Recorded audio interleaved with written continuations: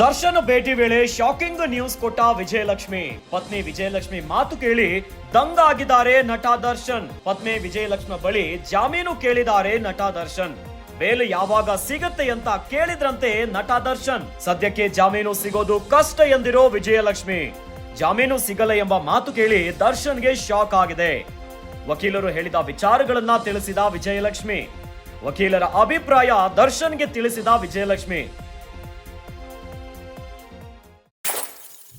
ರೇಣುಕಾಸ್ವಾಮಿ ಕೊಲೆ ಪ್ರಕರಣದಲ್ಲಿ ನಟ ದರ್ಶನ್ ಪ್ರಮುಖ ಆರೋಪಿಯಾಗಿ ಪರಪ್ಪನ ಅಗ್ರಹಾರದಲ್ಲಿದ್ದಾರೆ.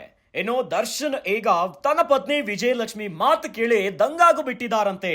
ಪತ್ನಿ ವಿಜಯಲಕ್ಷ್ಮಿ ಬಳಿ ಜಾಮೀನನ್ನ ಕೇಳಿದ್ದಾರೆ ನಟ ದರ್ಶನ್. ಬೇಲ್ ಯಾವಾಗ ಸಿಗುತ್ತೆ ಅಂತ ಕೇಳಿದ್ರಂತೆ ದರ್ಶನ್.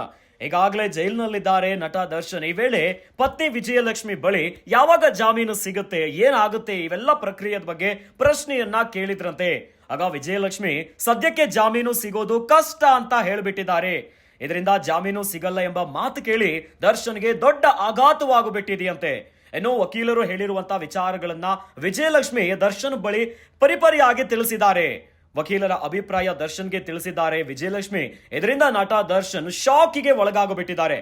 ಏನೋ ಇದೇ ತಿಂಗಳ 18ರಂದು ಮತ್ತೆ ವಿಚಾರಣೆ ಆಗುತ್ತೆ. ಮುಂದೇನಾಗುತ್ತೆ ಇವೆಲ್ಲ ಕೂಡ ದೊಡ್ಡ ಪ್ರಶ್ನೆಯಾಗಿ ಮೂಡ್ತಾ ಇದೆ. ಏನೋ ರೇಣುಕಾಸ್ವಾಮಿಯ ಕೊಲೆ ಪ್ರಕರಣಕ್ಕೆ ದಿನದಿಂದ ದಿನಕ್ಕೆ ಹೊಸ ಟ್ವಿಸ್ಟ್ಗಳು ಬೇರೆ ಸಿಗ್ತಾ ಇದೆ. ಏನೋ ರೇಣುಕಾಸ್ವಾಮಿಯ ಪೋಸ್ಟ್ ಮಾರ್ಟಮ್ ಬಗ್ಗೆ ಕೂಡ ಈಗ ಅನೇಕ ಅನುಮಾನಗಳು ಶುರು ಆಗಿಬಿಟ್ಟಿದೆ.